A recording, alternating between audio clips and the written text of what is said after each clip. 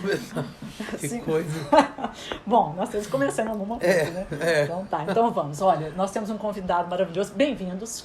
5 Letras, Conversas Criativas. Nós estamos aqui num encontro maravilhoso com o Rafael Dili Patrus, que é um amigo muito querido. Bem-vindo, Rafael. Obrigado. Bem-vindo.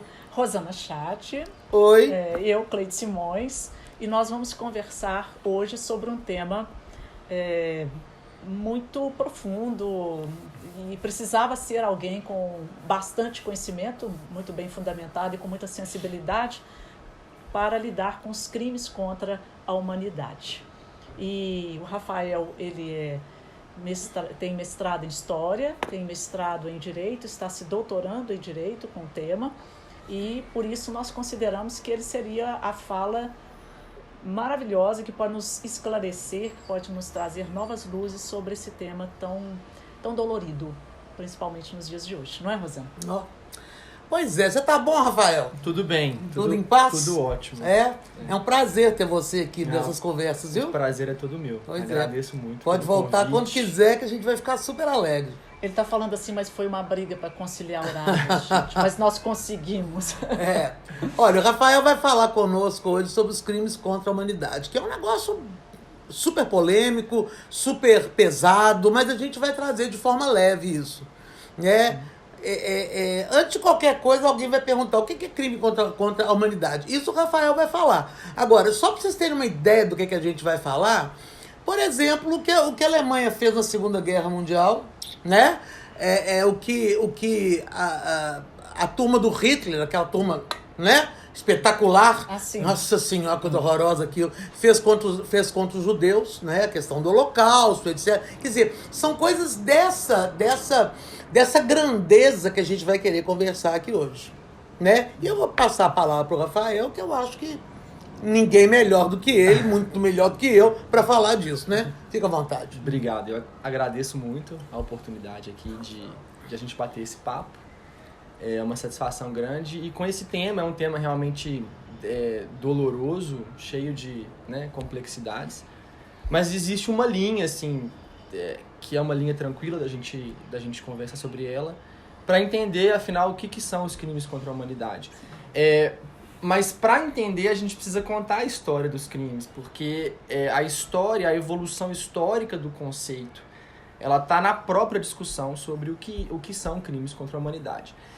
Então, a Rosana mencionou aqui o grande episódio, que é o marco histórico no século XX. O lamentável, né? Isso. Mas a conversa, o debate na Europa sobre crimes contra a humanidade, ela é um pouco anterior, começa um pouco antes. Embora esse marco tenha muita importância, a gente vai ver por quê. Começa no fim da Primeira Guerra Mundial, em 1919, quando é formada uma comissão de juristas representantes de 15 países, dentre os que saíram vencedores da Primeira Guerra Mundial. A Liga das Nações. Isso. É uma conversa dentro das iniciativas para a Liga das Nações. E essa comissão ela elabora um relatório sobre algumas atrocidades que haviam sido cometidas antes e durante a Primeira Guerra Mundial. O enfoque maior foi nas atrocidades cometidas pela Alemanha contra a comunidade turca e a comunidade austríaca na Alemanha. E um episódio, esse foi o episódio mais marcante, que é o do massacre que a Turquia cometeu contra os armênios. Coisa horrorosa. Esse caso foi o caso mais polêmico, porque havia, em 1919, já um tratado internacional que estava vigorando. Esse tratado tinha sido assinado pelas grandes potências da época, em 1907, que é a Convenção da Haia, de 1907. E essa convenção estabelecia algumas regrinhas sobre uma guerra justa. Uma coisa até um pouco paradoxal, mas já um direito internacional preocupado em até onde pode ir a guerra. A guerra ela é, por si só, inumana, né? Ela implica atrocidades, mas no início do século XX já havia essa preocupação. Olha, até onde a gente pode ir numa guerra? Há exageros, limites, e isso está previsto de forma preliminar nessa convenção, em 1907. A dificuldade em 1919 foi a de enquadrar as regras da Convenção de 1907 ao caso da Turquia, porque a população armênia, que havia sido massacrada pelo Estado turco, ela era integrante do próprio Estado turco. Uhum. Então era um crime que o Estado havia cometido contra seus próprios nacionais. Eu tô enganada ou os turcos não aceitam até hoje?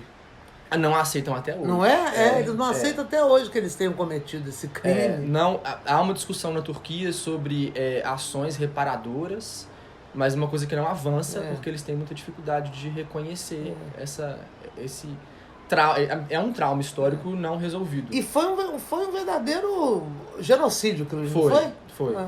Centenas de milhares de pessoas. Nossa Senhora. Ou seja, uma coisa, numa proporção, claro, se a gente pensa em seguida no Holocausto, fica...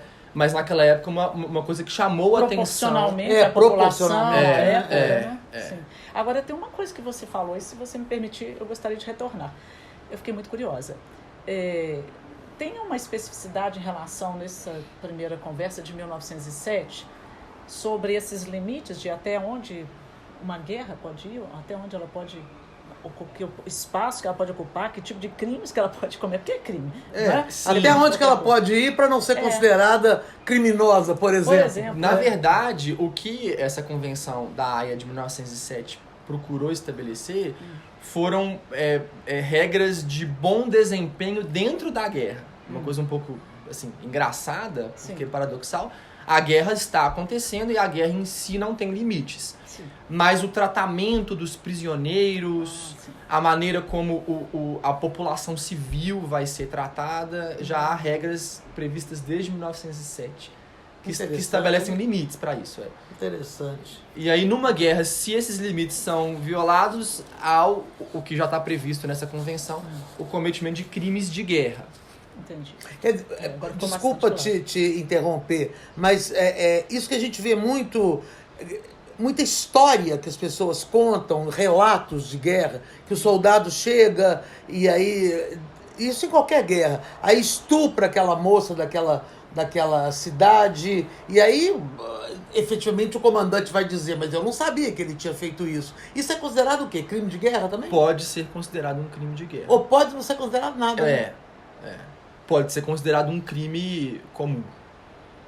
Que é um crime cometido por aquele soldado isoladamente, individualmente. Ainda que a gente saiba que tenham sido praticamente todos, por exemplo.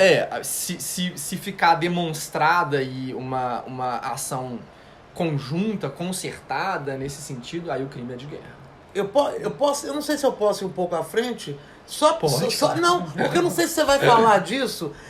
Quando houve a guerra na Bósnia, aqui nos anos 90, né?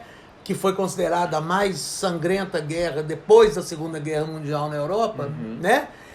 Ali houve uma quantidade enorme de estupros de mulheres turcas, né? Supostamente pelos soldados da Sérvia. Aquilo foi julgado? Porque parece que aquilo deixou uma quantidade imensa de meninos órfãos, né? Foi uma coisa meio horrorosa aquilo ali, né? Houve um julgamento, a gente vai falar sobre isso. Então tá, então deixa. Mas assim, só pra não deixar passar, em parte esses crimes são de guerra e em parte já são contra a humanidade. Então, nesse caso específico então da Bósnia. deixa você continuar.